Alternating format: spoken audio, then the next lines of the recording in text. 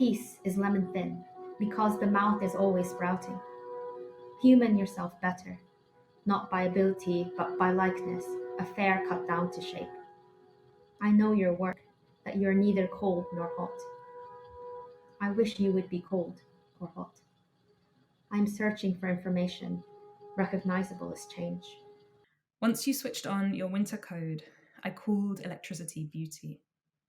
The swabbed mystery of the connection between your body and the gross understatement of your environment made us cooperative at last, against the best judgment of science and art. Hi everybody, welcome to Meet the Poet. I'm Florrie Crass, and for this episode I'm in discussion with Lila Matsumoto and Samantha Walton, two hugely talented and fantastically experienced poets. Within the hour, we hear an array of their beautiful writing, and we discuss the facets and functions of eco-poetry. We listen to some intricate excavations of everyday objects that are made extraordinary. We enjoy the enhanced auditory experience of poetry using sound effects, and we have a little bit of apocalypse thrown into the programme too, just to keep you on your toes. Before we begin, a quick rundown of our guests. Lila Matsumoto teaches poetry and creative critical writing at the University of Nottingham.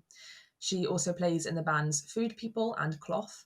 She has released 2 collections and 2 pamphlets, and she will read from her most recent collection, Two Twin Pipes Sprout Water, which was recently published by Prototype in November 2021 and is a Poetry Book Society 2021 winter recommendation. Samantha Walton is a poet, academic and publisher based in Bristol who co-edits Sad Press Poetry. Her collection Self Heal was one of the White Review's Books of the Year in 2018. She is a reader of modern literature at Bath Spa University, where the focus of her research for the last 5 years has been the link between nature and mental health. She has appeared on the BBC and many festivals, including Green Man and Wilderness, to speak about that research. And given the topic of a lot of Sam's work, if we have any environmentalists watching, anyone who wants to use their poetry to address the climate crisis, you can take part in our folk music, poetry and the environment programme. Just send in your song or poem addressing the climate crisis, which we will air on our weekly show. The most popular will be given the chance to take part in a short tour in 2022 and perform at a climate crisis festival in 2022. The link to find out more is below in the description. Now, this is a really interesting episode. I've enjoyed it so much, so let's get started. Welcome, Lila and Sam. Thank you so much for joining me on Meet the Poet. How are you both doing today? Really well, thank you. It's lovely to be here. Hi, Good. Sam. I'm good, thank you. Good. And I always really like it when we've got 2 people on who know each other already, because you can guarantee that you're already fans of each other's work and you know a little bit about each other's work. But I thought it might be nice before we jump in. Oh, we've got a book. It might be nice before we jump in with the readings to just sort of start off with the basics, and asking what I think is just a good standard question to start off with is, where and when did poetry begin for each of you? Do you remember how it all started? Yeah, should I go first? Yeah, let's hear from you. Okay, yeah. Yeah, I really like this question because I feel like I'm curious about how other people started with poetry. But for me, I kind of came in a circuitous way because I was intimidated by poetry always. I never really wrote any at uni, for example. It was actually when I started my PhD that I started writing poetry, perhaps as a form of procrastination, as I wrote my dissertation on poetry. I actually met Sam and some other great people whilst I was living in Edinburgh, and we started a kind of poetry workshopping group called PIP, Poetry in Progress. And that's when I started writing poetry in earnest, because I had met a group of like-minded and lovely people around whom I wasn't afraid to share my work. I had been writing kind of fiction, I suppose, previously, short stories, which never really got anywhere. But yeah, it was really liberating. So yeah, it was roughly about when did we do our PhD, Sam? I can't remember when now. 2009? Is that when we started it? Yeah, Something like this. 2009. So yeah, it was however many years ago that was. So yeah, I'd always written, but never in the guise of poetry. But I suppose I write predominantly what you might call prose poetry. So as I kept writing, it kind of melded with other forms that I had identified with as a writer previously. So yeah, that's how I came to poetry. Yeah, it's an interesting way of thinking about it actually, because rather than sitting down and being like, I'm going to write poetry now, it can sort of evolve from other things and isn't sort of strictly in a certain parameter. As you say, it can sort of evolve from stories and fiction and stuff like that, which is, yeah, it's nice to hear. And how about you, Sam? How did it all begin for you? Oh, it was quite, yeah, like late as well, I guess. I really liked writing at school. I was more into art, to be honest. I like went to art college and then realized I wasn't very good and went and studied literature. But poetry was always like the lowest of the forms of writing that interested me, I guess because of the kind of poetry I'd read at school, like the very post movement, like lyric in unraveling of the self in like a short verse. I found it a very boring and a very tame form. I was much more interested in comedy writing, in theatre, and in like art, like Dada surrealism, like protest art, feminist body art, and stuff like that. And it wasn't really until I'd actually finished my literature degree, where again poetry kind of really failed to interest me at all, and I started hanging out with some poets in London, like my partner Jo Walton, Sophie Robinson, Sean Bonney, Francis Crook, and seeing how like explosive and political and confrontational and fun and quite dangerous poetry could be, that I really thought that it was interesting at all. And then I would go to some readings, and it was at a time like London 2008 2009, very dominated by white male readers, right? There were very few women, and it just kind of pissed me off. I was like, well, I could presumably do that, so I will. So I sort of started writing poetry. Like my first poems are really just quite jokey, like quite sort of spiky, and were probably a way of me processing other stuff that was going on, like that I didn't feel that I could be a writer. It was me kind of like dealing with imposter syndrome and feeling that like I wasn't good enough to be a writer by just writing like the most horrible poems I could. And thankfully I got over that and started, as Lila says, like hanging out with people who are really, really supportive. I know the move to Edinburgh and meeting Lila and seeing what you were doing with Scree, meeting people like Nikki Melville, just gave me like a really supportive group of writers who were all doing really different things and had like really different aesthetic kind of interests in their writing, but were just very invested in seeing one another explore new territory. So. I really like the idea of using poetry and it being this political thing, and it can be very confrontational, and making of it what you want, and finding your own niche in it. And so Sam, we'll come to your readings in a little bit, but first we're going to head over to Lila for your first reading. And this is from your most recent collection, Two Twin Pipes Sprout Water. At the time of recording this, your book is just a couple of weeks away from being published, but I have to congratulate you because it is a Winter 2021 Poetry Book Society recommendation. So congratulations. Thank you. And I wonder if you could just outline the collection for us before we hear from it. Yeah, sure. I have it here. It's not published yet officially, but I have my copies. Yeah, it's basically poetry I've been writing over the last 3 years or so, collected together. But they're 5 discrete sequences of poems, and kind of poem stories, as I'm calling them. And some of them are not meant to be, but they're sequential. And I suppose the experience of it on the page is something that I wanted the readers to have. So this is quite interesting because here at this reading for Homestage, I'll be just reading them, but there'll be a musical aspect in the second half.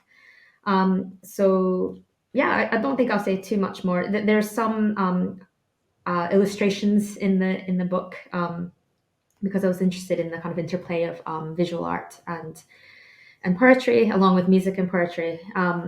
And for this half, I'll be reading poems from a sequence called Pictorial Program.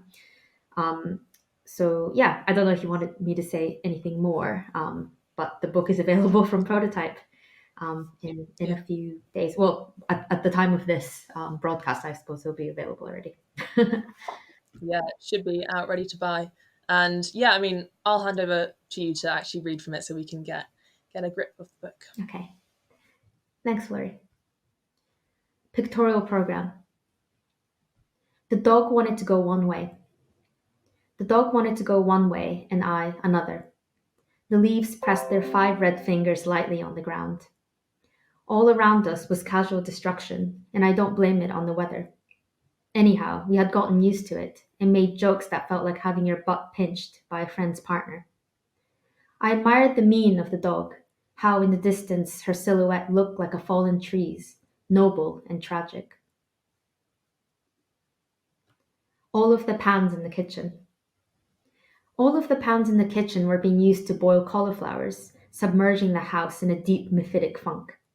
He showed me around, entirely relaxed in attitude, lord of the duplex. A sort of constant humming emanated from his body, even as he spoke, producing curious and not entirely unpleasant overtones. I had the strong impression that he was an experimental ventriloquist. On top of the dining table was a weightlifting bench because, he said, one should always exercise with altitude. In the end, I turned down the lodgings. I couldn't imagine the musical group he insisted we form as housemates. A toppled valise emanated waves. A toppled valise emanated waves of inexplicable energy from the mathematical park. From its appearance, I gathered it had been hastily abandoned and frozen overnight, and now its contents were splayed out before it like a nervous poker hand. A large and colorful towel intended for a faraway beach, an imitation tequila hat. A paperback whose pages had rippled together, the title of which I was desperate to discover. As I poked at the book with a long branch, my dog's hackles began to rise, giving her body the appearance of an extended cockerel's comb. As if on cue, a child shrieked with uncurbed joy in the playground, plunging recklessly down the square root slide. They were amazed at what they saw. They were amazed at what they saw. A huge self-portrait of the artist, dressed like a general, sitting proud on a mound of voluptuous cushions. Next to it was a work that really made them gasp. A work that had never been seen before, having been locked away in the temperature-controlled vault of the eremitic, now deceased patron of the arts. The painting was done in a characteristic style, impasto to the point of pastry. The usual mountains and rushing streams. But when they looked more carefully, a hidden landscape emerged in the dizzying folds of ultramarine. There were 2 brocaded bays retreating, a tender mummy. A mendicant carrying a fresh sense of loss whipped up in tempera. And a doorknob wearing a ruff, signaling the rudderless drift of life. The world is all here, they thought. All day the peacock screamed. All day the peacock screamed outside the building where the conference was taking place. In one panel, 3 men spoke with authority about a venerable literary figure. In another panel, attendants watched a clip of gorillas performing a waterfall ritual. Lunch was taken on the lawn in the presence of the peacocks dragging their tail feathers, mewling, from the parapets, shitting. In the afternoon plenary, attendants were instructed to form groups of 3 and to take turns walking slowly around the room with eyes closed, while the other members of their group performed 3 actions on their bodies: swipe, pat, and jiggle. Later, the conference organizer's car was found being scratched up by a peacock, which had seen its own reflection in the bonnet. From the sleeping body a branch had sprung. From the sleeping body a branch had sprung, splitting and growing upward towards the sky. In the profusion of vine leaves and bunches of grapes, a seated man in a crown is brandishing a twiggy finger. He is surrounded by figures standing with beatific expressions, all mimicking his bossy gesture, always pointing these lolling men and their mercenary so-called angels.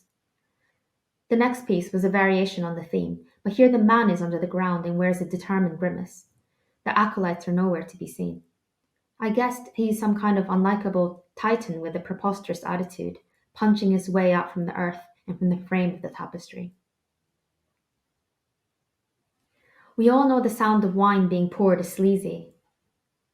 We all know the sound of wine being poured is sleazy, each propulsion of liquid galloping eagerly, even cheesily, into the glass. Don't get me wrong, I'm not parched to the promise of effervescence. These were the things most commonly brought to the party. Keys so large you rest them on your shoulder, fragrant boxes, small black books which no one had ever seemed to open. Riveting, too, were the guest lineaments, such gorgeous crimson pile and velvet silks, arranged in ogied arches. Here a cambric surcoat, there a resplendent skirt trailing to the ground, garnished with infinitesimal crystal berries. And there were at least 4 people with wings strapped to their backs. They parroted each other, barefoot, their toes in extreme angles, mysterious in their attitudes. No doubt they had conferred as to the arrangement of their compositions. There was no one in the house. There was no one in the house, so why did she feel there was? The neighbor, framed by his overabundant apple tree, had told her a previous tenant had died in the house. His apples were sour, but the news shouldn't have been, because no doubt anywhere we are, someone has died there. But she has an unshakable belief in ghosts and in the potency of inanimate objects. This, coupled with a paranoia watered by her mother, who sends newspaper clippings of crimes staged in homes. In last week's article, a man delivering a pizza to a house was hogtied to a chair by a pair of hungry burglars. Luckily, the delivery man was unharmed. After the burglars had eaten the pizzas and left, he managed to call the police on his phone using an unbound toe. In order to make words pleasurable, the fetid author said, approach them as spearheads of delicate flint, nap them with antler batons and soft stone hammers. But I saw her art for what it really was, not the punctilious crafting of rare materials, but a reckless haunting of obscure works, made flesh and modish lingo. It was a tricksy turn of pen, a vaporous bauble. But who am I to criticize? I too have a searing desire for recognition, and I have committed textual crimes in names of amour propre. I have plumbed my own life for material, dressed up its feeble outlines, and have stuffed descriptions of sensual delicacies in every chapter. Well, I bought her book at the launch, and she signed her name on it, and not on the title page, but on the front cover, which showed 2 llamas sparring on a house of cards. Thank you so much, Lila. Um, well, I mean, my first impressions when I read these is I feel like that they're almost poems that slightly trick you in a way. I read that Sam Riviere described these misleadingly tidy sentences, and so you know, like the sentence structure and syntax, it feels very straight, and you state things as fact and as if they're obvious, but then each poem is incredibly intricate and complex. And I wondered, um, what do you find writing in this way affords you in your poetry? You know, these misleadingly tidy sentences as they are described. Yeah, I was actually really surprised by Sam's, not surprised, but impressed maybe by Sam's generous blurb because in it, he also says that it reminded him of Diane Williams, who Mm. I'm a massive fan of.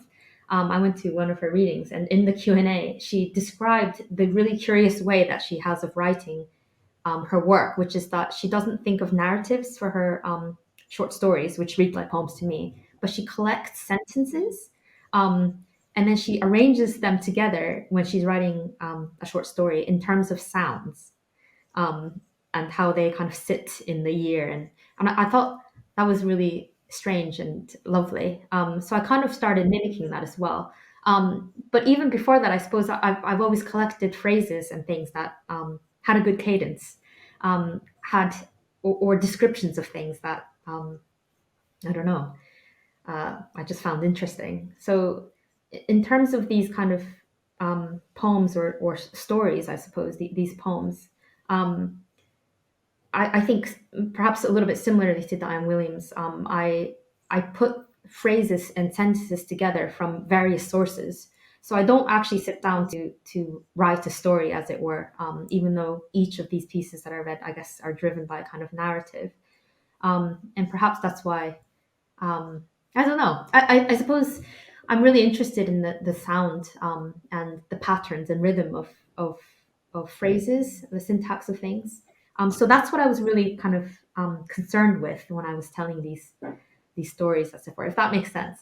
Um, but I suppose the intricacy is um, can be found, I suppose, in the fact that I really chip away at the very short pieces for a very long time. So that kind of self parody, sort of at the end, the last piece I read about, um, you know, kind of craft them with soft stone hammers, is, I suppose, a kind of comment on the way that I write my own pieces.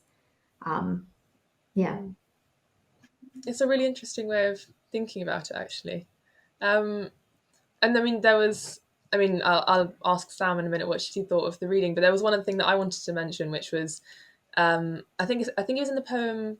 There was no one in the house. There's that line. She has an unshakable belief in ghosts and in the potency of inanimate objects, and I feel it represents quite well the approach that you take in the sequence as a whole, because it feels like a sequence of observations of objects. It feels very object based, and in particular very sort of everyday objects. You know, a pan and a bottle of wine and a portrait. And I wondered what attracted you to writing and focusing on these objects. Yeah. There was a challenge kind of thrown at me by the feminist philosopher Val Plumwood, that I wanted to kind of take on, which was, she talks about how a world kind of conveyed through narrative terms that aren't focused on kind of objects, that she says kind of reflects back our kind of commodity thinking. So this kind of mode of viewing the world is a lot more valuable and interesting than I don't know, observations of um, kind of silent and meaningless objects, she calls them. And I think that was a challenge I wanted to take on in terms of thinking about the world as a bunch of commodity objects, I suppose. So I wanted to kind of see household objects like kitchen appliances, things we see, kind of garbage rolling around in the ground, um, in a new light, I suppose. So, I mean, it's kind of not boring or cliche, but it's, seeing the world anew, I suppose, is something I'm invested in.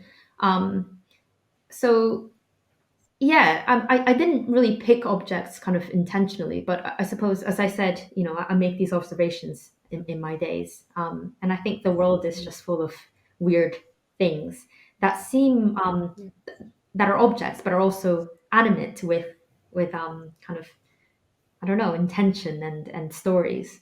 So I guess I wanted to kind of unlock these in my poems. And I think, as you say, yeah, there are lots of objects in these poems, but there are also lots of kind of animals and other kind of non-human things engaging with these objects, and inhabiting the same space. So I suppose, in a bid to kind of cast a different light onto the world, I populate my poems with objects. So I'm not sure that I took on Val Plumwood's challenge, but it was an interesting challenge nonetheless. Yeah. Yeah. And Sam, what did you think of the reading? Oh, it was great. Obviously amazing. I wrote down that line, potency of inanimate objects, as well. I feel like that's it's such a way, and I don't think people need a way into Lila's poetry. I think Lila's poetry invites people in lots of different ways. There's just this real warmth and generosity and humor to it. And the weirdness never feels like it's an obstacle to you inhabiting those language worlds. But nonetheless, that line, potency of inanimate objects, it really does capture that sort of just really generous proliferating animism that I find is kind of a theme that runs through a lot of your work. This way that objects in the world, they may be the detritus of capitalism, and they may be invested with lots of pre-formed meanings. If you're thinking about the domestic sphere and appliances, there's feminist readings available about how we interact with them. But actually those things become really different through the process of interaction. They become they're kind of like created in the relation that you make with them. You know, they become like subject like, they become like animal like or creaturely in these kind of encounters. And yeah, the like across the stuff you read, like there's this really interesting spectrum you're inhabiting between like this kind of, it's a thing that children do really instinctively, right? Is like people their material world with like character and story and like relationship. But there's this other like end to that spectrum that's really haunting and really kind of yeah, like just as this kind of peopled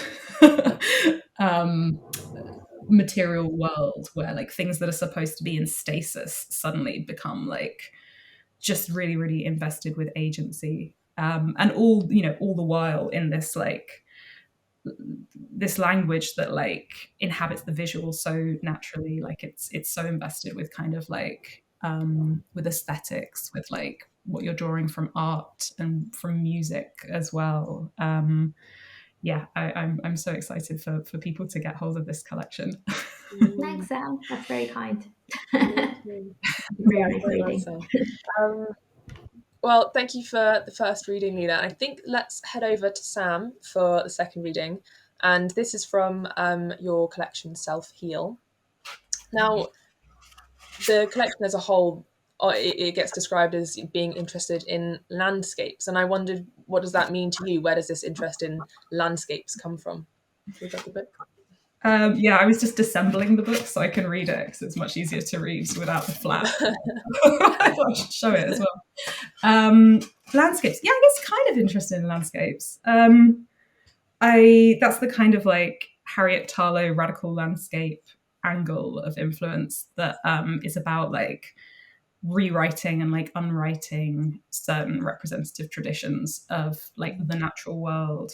And like the idea of the landscape is like premised on us being like a human observer separate, like looking out across like an aestheticized scene, which has been like a really dominant mode in European like representations of nature since like the 18th century at least. So I am interested in like unpicking that and like getting involved, like destabilizing the looking self, like looking at things from different angles.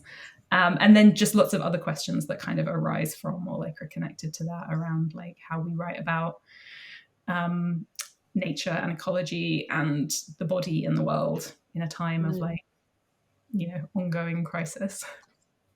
Yeah, because I mean, yeah, I understand that you are very interested in eco-poetics, and I know that also you've done a lot of research between the link between nature and mental health, and that's in your recent book, Everybody Needs Beauty: In Search of the Nature Cure. And I wondered, for you, in amid all, you know, the environmental crisis and climate concerns, what is the function of poetry, especially like as opposed to the academic work that you do? Yeah, I don't know. I mean, I think that I would love to say, oh, poetry will obviously solve the climate crisis. I don't think it will. I think we need people to stop using fossil fuels and to radically change economic systems. I think that poetry can be a space to like gestate and nurture and share new ideas and ways of relating that I think will be like without those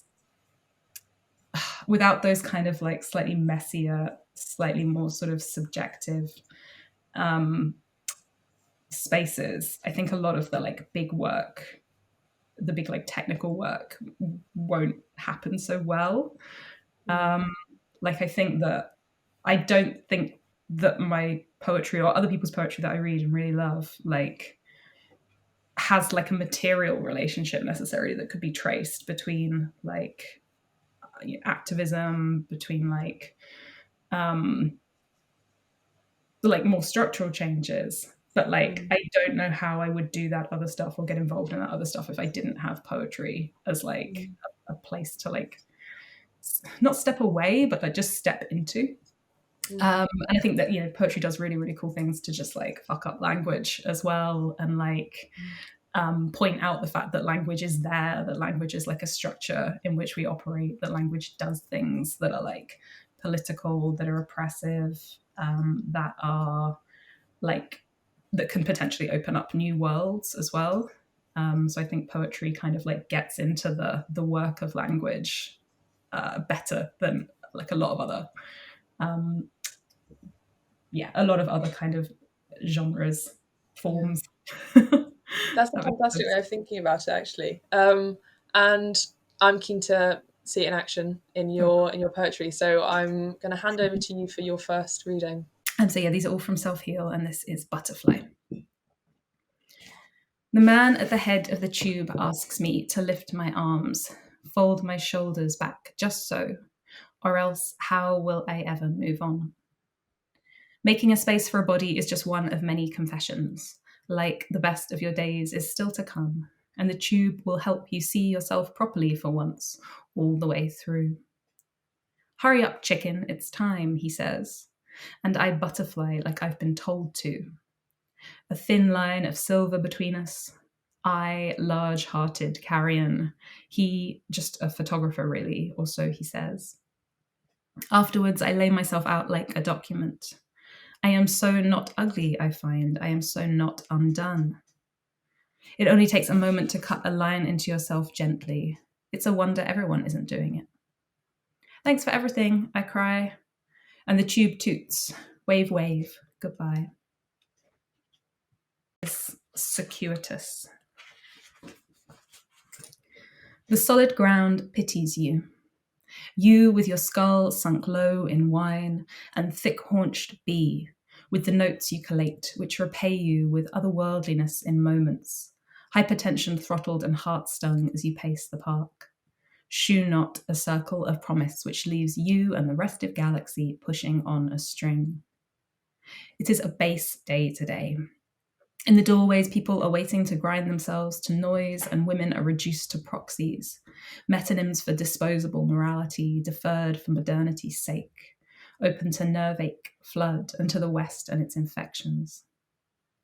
Sunlight is streaming through the antique glaze, and my love for you is galling, you state, over lemon polenta cake. I'm paraphrasing now, but it's something like, I am a borehole and must be plumbed for minerals and despised. Why not just say the water born from the rock is cool, but you have been raped by industry and in many ways unnaturally encased? Old injuries beep down at the blackened feeding tube, clarty data, filings and distractions for service providers comatose on cash, behind the blinds which have been pulled down all around. We pay up, and the souls I touch with my feet, which correspond to the street, really are responsible for the global tarnishing and prophetic rumblings of the tectonic plates beneath. This is Airless. Employing sharp tactics, the thistled glare berates us, love-struck and pompous as we descend, leaping from the peak. Face off with magma, wet earth leaching and the almond scent of gorse. A slipshod embrace, an ill-starred precipice. Emotion with rock, bud, mineral. All things animate, clasp our anklets, make us ashamed. But I am not the dull natural lover disembodied. Your soft blue anticipation impenetrably curtained and prophesied by old anthologized dedications to the naked flame. I am not the unlived hollow arm taking flesh limbs and hooking you, sunk in my own wares or dangerously bangled. Night is just a black cloth scarified with false light and diesel, but the pestilent air we breathe is sweeter than the dream of transport. Our course is the refraction of each other in each other's eyes. Cosmic punctuation. We rejoin the dots to cut out old, dead gods and place our white hearts in fabricated chaos. Culture clean and mosaicked with thoughts tired and unthought. We are there, stuck and peeping at the hapless cycle of an ash-hawking sun. Okay, these are some animal poems. Cow. The sad, fat mother of the universe. Cow, your insides are so white, it doesn't mean anything. I am so full. You should be milking me. Unicorn. The unicorn is shy, doesn't want to be a metaphor in your big, angry, stupid book anymore. Dolphin. Attention-seeking, plunging, dragging wake. Subalternus dolphin, breathes many different airs, can breathe anywhere. White gold fish. Swims in your blood, holds secrets that only cells know, computers. Can't tell you, can't even speak. Bee. Pulsing through felt, this dense, cold, gold and fertile, frisky, knee-high, honey-socked brush.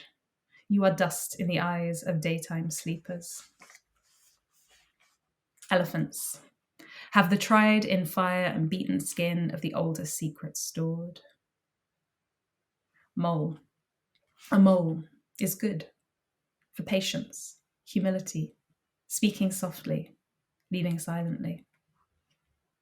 Midges. Interference. Small dog, biting my ankle. Small dog, we are through. No yellow brick road paradiso for us. Get out, get out. Griffin. Griffin is a liar. You made him up. He'll be off when you're ready. Are you ready? Squirrel. The squirrel is the kind of thing we once talked about in tapestries. Octopus. A bad idea all round. Lapwing. Flutter of near wake, dream state. Could be real or not. Same as anything. Okay, this is Winter Code. This was written when I was a poet in residence at the Genomics Policy Research Forum, and it touches on Soviet genomic policy. And it's a love poem. Once you switched on your winter code, I called electricity beauty. The swabbed mystery of the connection between your body and the gross understatement of your environment made us cooperative at last, against the best judgment of science and art. Flowering in winter, just once at nightfall, as the cold snapped my filament and style, I passed my life, trunk, soma, memory over to a collective hush. Acquired ticks still discharging down neurons to be bathed in the living body of the collective earth. Harmonic seedbed fed on jelly and black earth turned. We haven't attained light or transparency, just the competence to flower.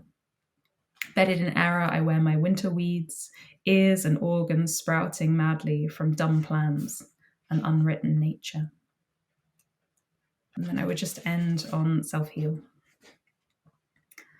To rub a mind across a meadow sweet and find a nest of unfurled feverfew and nature.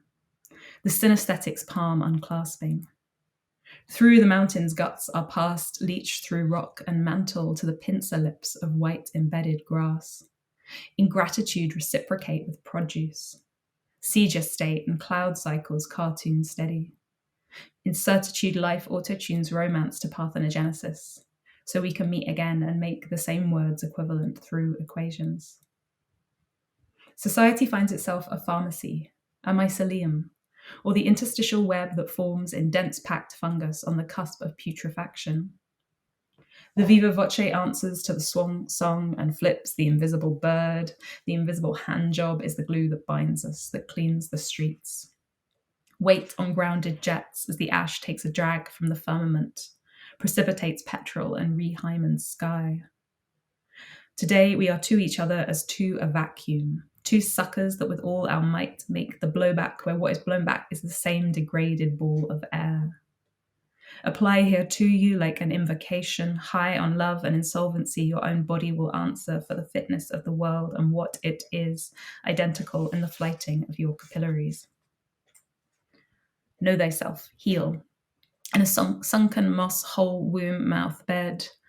As the bruise begets a lotion, glance upwards, force the bruise into the blue skin to charm a lotion. Note the inevitability of resolution.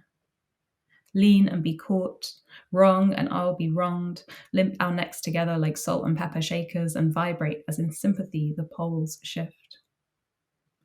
As a line makes circles in penetrating water and pushes radiation's surface deep, Feel as capital clicks through the cosmos. Echolocate as sentiment and aerate. So the earth is passed, each grain touched through a segment of the long and arched possessive heart. Thank you, Sam. I enjoyed those poems so much. They're so richly intricate and full of energy and life. I jotted down a couple of my favourite lines. There was, we haven't attained light or transparency, just the competence to flow. And where's the other one? Oh, I can't find. I've lost it. I've lost the other one. There were too many good lines, really. It was, again, as I said, it was just so rich, each poem. And I wondered if it's probably tricky to answer, or maybe it isn't tricky to answer, but do you have, what is self-healing to you? The book is called Self-Heal. Is this found through a connection with our natural world? Is it love? Because as you say, some of these, they're like love poems and they're really infused with love. What is your perception of it? I think it's really funny because like I've written 2 books that are like self-heal, everybody needs beauty, and I think there's this. I think I've accidentally set myself up as like a wellness guru or something, because actually like I would say most of my writing is about like really fractured relationships and really difficult relationships. And like different states of like bodily and ecological brokenness. And like I'm very interested in problematizing like the promises of any kind of like wellness advice or any kind of like instruction to connect or to like regenerate yourself like through certain activities. And yeah, self-heal, it's the name of a medicinal plant, and it was like I wrote that poem. It was this really interesting project years ago in London where like experimental poets were paired with plants in this medicinal herb garden and asked to write like probably the weirdest collection of poetry about plants that's ever been generated. But I was really interested in this idea of like nature as being this space of like somewhere that we go to heal and kind of take its energy to like return to our regular lives that are like separate from nature. And also this assumption that nature is this space of like ever productive, regenerative power, you know, that it can endlessly like restore itself. And that there's like this sort of symmetry in nature where any problem can be like met with a solution, which is like the origins of herbal medicine essentially. But how that plays out in the context of the climate crisis, where nature is this like space of like endless raw commodity extraction and like endless like shit dumping as well. You know, this idea that there's this space out there that just like exists to heal like everything, including itself. So like to the extent that I'm interested in wellness, like both human and natural, or like flourishing, thriving, restoration, it's very much in like breaking that that kind of invisibility of the suffering of like people and nature, and like really getting to the roots of like what is causing the damage. If you're not addressing what is causing the damage, whether that's like capitalism or like toxic relationships or like an extractivist mentality, like there is no healing, there is just no capacity to heal because the thing is getting broken just again and again and again. What were your thoughts on the reading, Lila? Oh, I loved it. I mean, I'm a massive Sam Walton fan, but yeah, I mean, and Winter Code is absolutely one of my favorite poems ever. And I think yeah, I'm just so interested in what you're saying earlier, Sam, about how you came to writing through kind of comedy and theater and things, because so much of these poems, for all its seriousness, is actually very funny. And very sassy. There are lots of people talking to each other across kitchen tables and eating lemon polenta cake. But then adjoining that is, you know, the environmental crisis, right, looming over. And I think, yeah, just some observations, but how you're saying about kind of from what I'm hearing here about how we map our bodies if we map our own bodies onto the land, the scarred and damaged land, like what can we learn from that, you know? So there's so much of that kind of thinking about our own bodies and the land. So the land isn't just this endlessly extractive, is that a word, thing, but if we think of our own capacities and our own DNA and things. I don't know. You begin to think of landscapes and the land in a different way. I had a quick question actually, Sam, because we have your text in front of us as well when we're listening to you, which is super. And one thing I've noticed before, but I'm noticing even more now, are your use of ampersands in a lot of your poems. And I just love that because for me, there's this kind of, as Flori was saying, there's such a density of thinking and thought in your work, but there's also this kind of like adjacency, like you're kind of putting together things that you've, for me, are so surprising and beautiful. But yeah, what's your approach to ampersands? I'm just curious. I love them. I wondered this as well, actually. There's like a basic bitch answer to this, which is like, I like how they look. But I'm not like good enough in like the history of typography to talk about what the ampersand comes from. But like in the way that I see it on the page, it's like a little loop. It's like a little sort of like unnecessary fiddly knot that like, it feels like, I'm just going to look at an ampersand now to just remind myself of what I think about them. But yeah, there's this way that they like, of course, now I can't find a single poem with an ampersand in. Yeah, there's one. Yeah, I like the way that they're like a knot that isn't closed. They're like pulling things together, but like they've not completed the loop. Like they're not exactly what is that figure of 8, like infinity symbol? Oh yeah. They're not that, but they are like tying something together without like locking it down. And I quite like the way that like a sentence with an and in it is about like pulling two things together, but like knowing that in pulling those two things together, like you kind of haven't contained or like fully closed the relationship between the two of them. There's like the possibility for them to like spiral out again afterwards. And I think because like I like to pull things together, and like I think ecological poetry does this. I think the reason eco poetics or poetry is like a really good space to think through ecological issues is because like we are constantly being forced to yoke unlike things together, or things that we think of as unlike, like our bodies in the ocean, like a bit of plastic I consume, and like a plastic recycling center somewhere on the other side of the world. Like we're constantly making these like big connections between like things that are far apart, and the ampersand seems like just a very kind of modest and playful and loose way to achieve that, and then kind of drop it as well. It's things that are so far apart, but you manage to, as you say, you link them so beautifully. And in Winter Code, which I do agree is a gorgeous poem, the line "the living body of the collective earth," that is exactly what you achieve in these poems, is that connectivity and the collectivity of the earth. And I really like the idea of using the ampersand in that. Like, I hadn't thought about exactly the extent to which that could be used to achieve it, but it's fascinating. Yeah. And I think we should probably go over to your next reading, Sam, which is from your pamphlet Bad Moon. Could you just explain a little bit about it before we hear from it? Yeah, definitely. So Bad Moon is this one.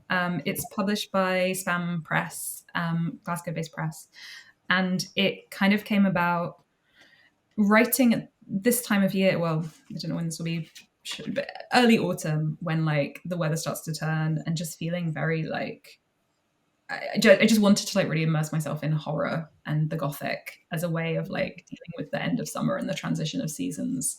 And I'm very interested in like the Gothic and the apocalyptic as a register for thinking about and experiencing environmental crisis. It's a very unpopular register. Like most ecological philosophy says, don't use the apocalyptic. So I kind of just wanted to actually just use the apocalyptic and see what's happening. So it'll be a shorter reading from this, and I might even set a timer because it's just like a run-on reading, if that makes sense. It's a long sequence, and I'm just going to stop at a certain point. Okay. So yeah, Bad Moon. They told us to watch for omens, signs in the sky, red on blue, flashes of sick and warning light, as if anyone could read symbols, distant explosions. They told us when it happens somewhere, someone will know. The advice to hide came late, clean as a scalpel, callous with rain and statutory pay. We took the car, drove to the cottage by the sea. The wind lashed at the brick and fingerwork, tracery of touch, cold and chemical. Melancholic sweep of purple in the clouds, naked fringe of willow. First the crisis, then the waiting, and then the silence.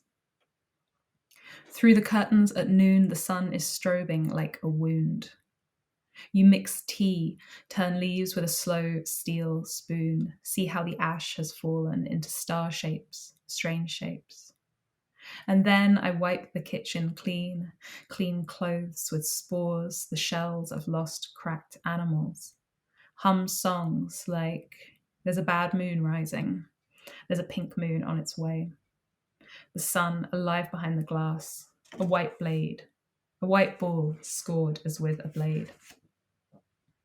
We'd planned to start a life, another mouth cast out, melded from our flesh, your pride, my twisting matrix of porphyry.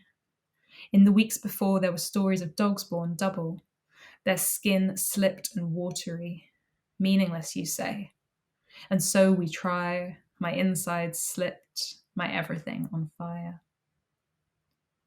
It seems there's nothing we can't get used to, like rocks bursting into flames, the way the eyeball ruptures on the screen, wondering who suffers worst, not us, not me.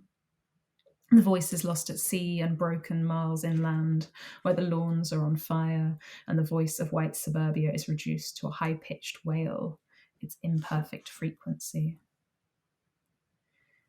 Each morning I wake, and from the clouds I know I am far too late for low and sultry dawn. I want your animal breath beside me, warm and distant. I have learnt to read the skin, the scattered rash, staining the flesh with ugly tears like syroform. I want to lay the cards out on your flesh.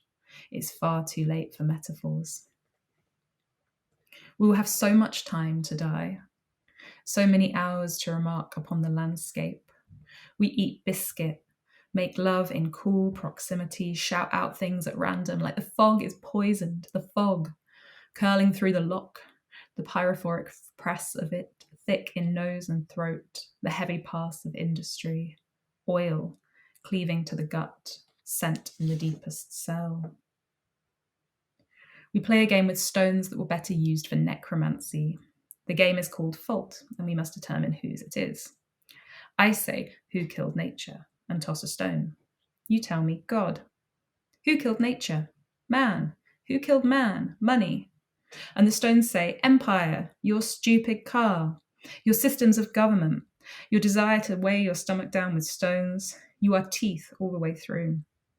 You want to make corrections, to say not everything, but the stones say prove it. And you try, but they make you start from the beginning every single time. Thank you so much, Sam.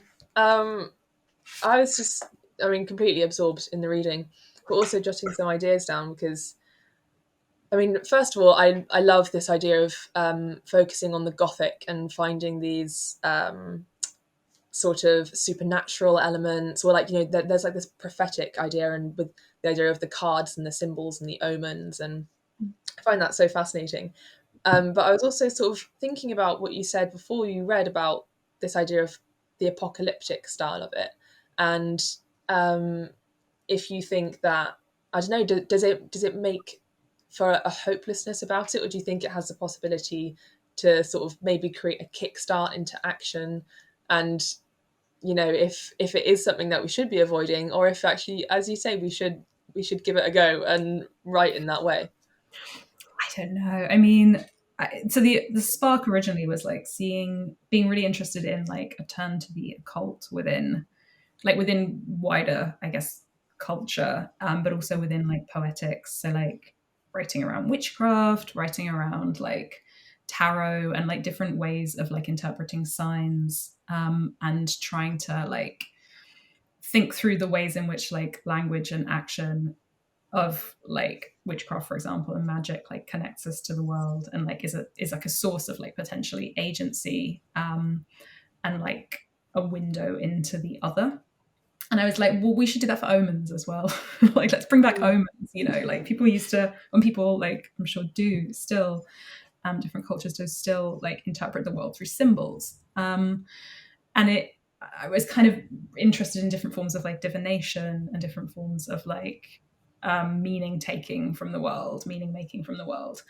And then just thinking like how many like just like absurdly apocalyptic signs we see on a daily basis, like floods, like really extreme weather, like whole continents burning, and then kind of like stories that pop up, like that white stag that was wandering through a town somewhere, I think it's in the Midlands of the North, and it was shot by the police. This was like a couple of weeks ago. It's like, how many more symbols and omens do we need to like for like the reality of climate crisis to like penetrate not so much popular consciousness, because I think it's widely diffuse amongst actual people. It's just in terms of like leadership, government, business, etc. There's this like refusal to read symbols or to like understand the significance of signs, whether those are scientific signs or like signs that the living world is giving us. So I guess I just wanted to like get deep into the kind of ecological pessimism that comes from experiencing that, and watching that the kind of the painful paradox of that play out. I don't think all poetry should be quite so pessimistic, but I find it very hard to write like a serious, like call to arms poem, which is why I use humor, as Lila mentioned. And I guess I just wanted to create a space to hold like negative and difficult emotions, because eco poetry like is often geared, towards like positive story, positive action, and that itself can be quite exhausting, because like I felt like fired up to solve the climate crisis many times in my life, and then you hit the reality of like the systems we're working within. So yeah, it was that kind of space, and I don't know if I'm going to do it again, but I'm glad you did. It made for a brilliant piece. And I mean, for instance, the phrase "the sun is strobing like a wound" is so powerful and has really stuck with me. And I wondered, Lila, if there's anything you wanted to say before we move on to your final reading, actually. Yeah, I mean, I love this pamphlet. I mean, I think it's a beautiful object as well. Yeah, and just to add the thing about the omens you talk about, Sam, they're not even supernatural omens, are they? Like they're just in your face, obvious signs. But yeah, the white stag, what a terrible, that story. But thinking about those bees that raided a M&M factory in France, and all their honey turned into like these bright neon shades, and sorry, that's my dog barking. But yeah, just to say, I think kind of using the horror mode, as you say, is a brilliant way of kind of exploring or speaking about the environmental crisis. Just as you say, you kind of evoke other kinds of modes as well. The lyric mode, the love poem in your other poems. So yeah, I love the experiment, and everyone should purchase this pamphlet from Spam. But yeah, thanks, Sam. I agree.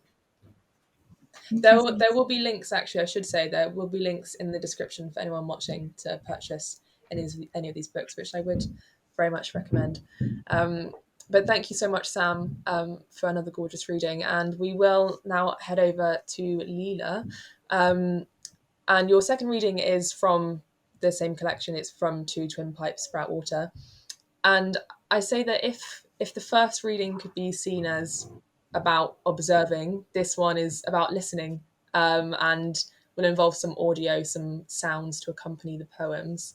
And I wanted to ask, before we actually heard the poems, I mean, do you think of poetry as being sort of an inherently, I think sonic, if that's the right word, an inherently sonic experience, something that's designed to be heard? Yeah, I mean, absolutely. I can't speak for all poems, of course, but the rich history of poetry, originating, well, it probably didn't originate, but mimicking birdsong, or accompanied by by stringed instruments, or by flutes or whatever. I mean, the voice is a musical instrument. I mean, but I'm also like a firm believer in reading poems on the page as well, and the experiments that you could encounter on the page. But I mean, I think of sound poetry, and besides, but even poems that aren't, like upfront committed to engagement with sound. I mean, I do listen to the cadence and the rhythm and the flavor of someone's voice when they do read the poems. So I am interested in that. But I also play music separate from making poetry, and I suppose this is a kind of, again, a kind of experiment to see if I could meld those two forms without kind of prioritizing one or the other. So the poems I'll be reading from, there's just three poems from a sequence. I called it a sequence, maybe willfully, called Rouleau of Songs from my collection. And the sounds, I'm not going to say music, but the sounds are made by both me and Matthew Hamlin, who we played together as the band Cloth. But for some of the tracks, Matthew made the soundscapes for in response to the poems. So I'll give him full credit for that. So this is, yeah, an experiment of sorts to see how I can perform these as well, because obviously the poems are in the book, but in formats as this, platforms like this, I can try to play them with the sound that accompanies the poems. Mm.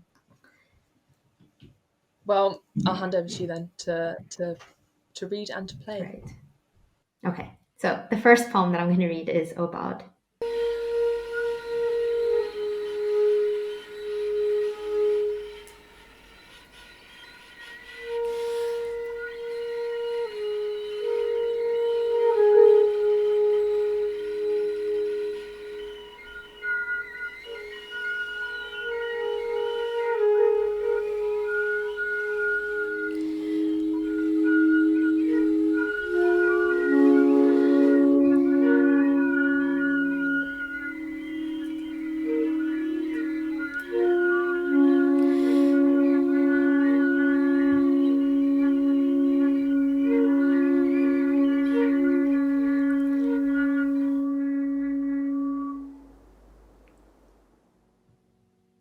The city is a body ringing itself with sound.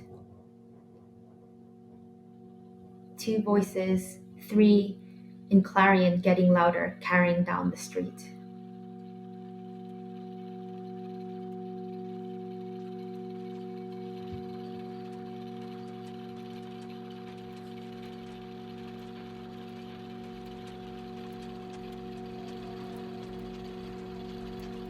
Remind yourself of death each time an elevator opens, as the song that implores in 4/4 the watch to be turned face down.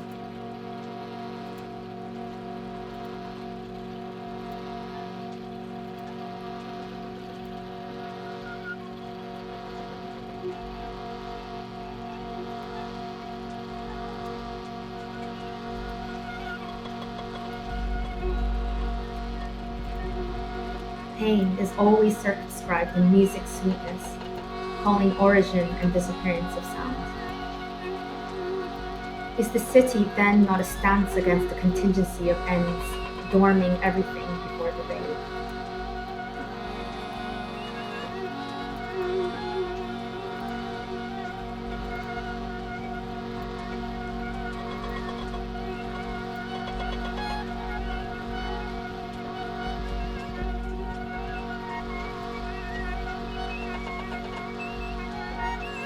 Tarrying in the opus, food everywhere spilling out, gleaming globes of fruit, white silver starlights garlanding the street.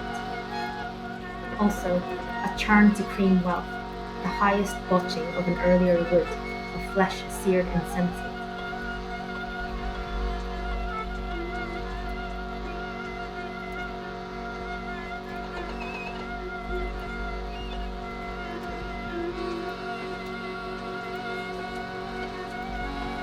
Do you live the things or observe them?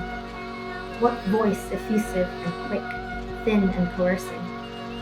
From door or window to the sleeping city, what must you say?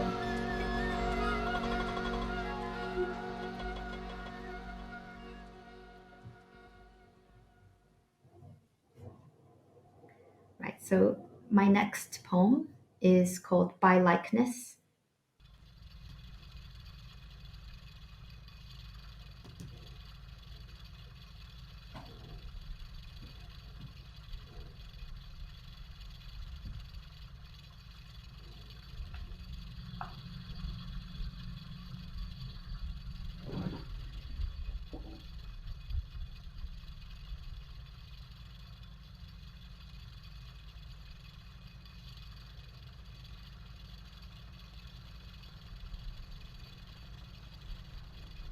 passing through the menu, buttering old bets. You and them in the silent parsley.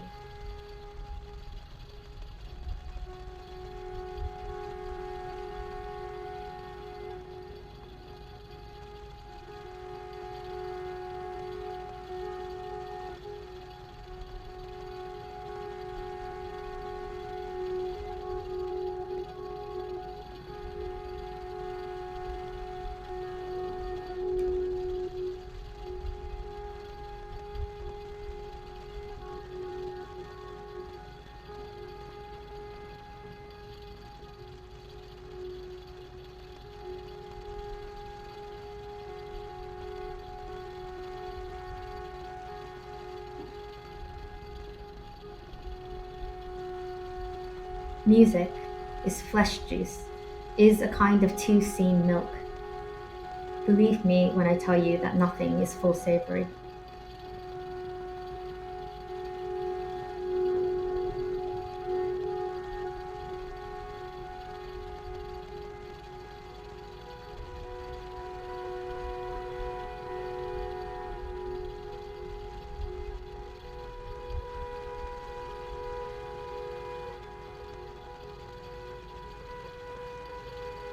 You broach glib and ordinary questions. You are pressing them into service. Biscuits, blue peppers, previous beans. It's like consuming blind without any sign from the baker. Peace is lemon thin, because the mouth is always sprouting. Human yourself better, not by ability, but by likeness, a fair cut down to shape. I know your work, that you are neither cold nor hot. I wish you would be cold or hot. I am searching for information, recognizable as change.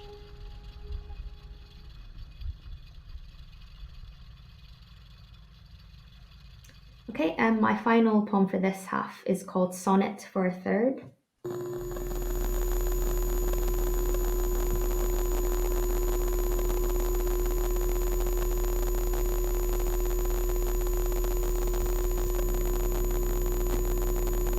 A drum high up on a telephone pole gets hit by a wind back and forth.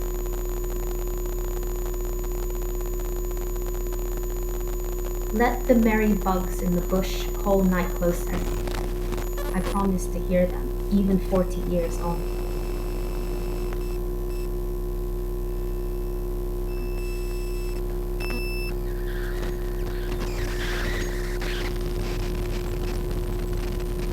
Whaleskin on the beach, ruched to sand.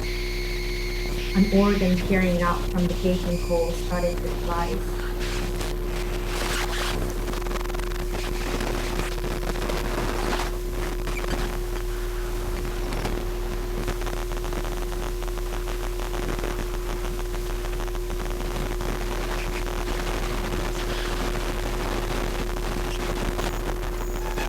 A human has skin, but an animal has hide.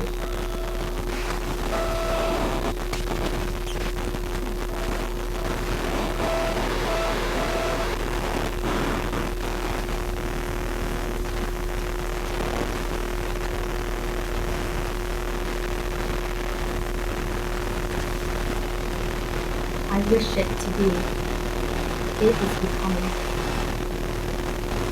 And now from its hands it gives out sound.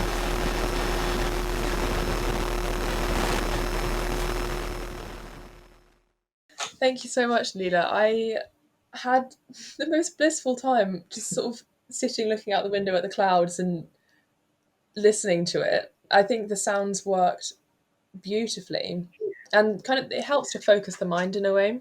I think also the fact that the sounds that you chose have these lovely long pauses, you can properly think and dwell on each thing that you say. So it's really effective. And I think I almost want to leave things there, just sort of trail off from that, having just a moment to just sit and think about the beautiful sounds and experiences of listening to the poems, because it was a gorgeous reading to end Oh, on. thanks. So thank you so much. And thanks to both of you. I have to say, you've just been amazing guests. I've loved chatting to you and hearing all about your poetry. I've had a great time. So thank you so much for joining me. Thanks, Florrie. Lovely to see you, Sam. Thank you so much for having us. And thank you for that. Yeah, it started like pouring with rain where I am, Lila, while you were like going into that like just incredible register of flute and birdsong and like fantasy bardic like bliss. Really wonderful. Thank you. Yeah. Thank you so much to you both. You have been brilliant guests. Huge thanks to Sam and Lila for their fantastic poetry and really thought-provoking discussion. And thanks to everyone who tuned in at home. Do drop us a like, a comment. You can subscribe to our channels or share this with anyone who you think might be interested. Follow us on TikTok, Twitter, Instagram at Homestage Poetry, and sign up to our poetry mailing list to be notified about all poetry news at Homestage. And of course, as I mentioned earlier, do get involved in our folk music, poetry, and the environment programme. Everything is linked below in the description. That's all for now. I hope to see you next time.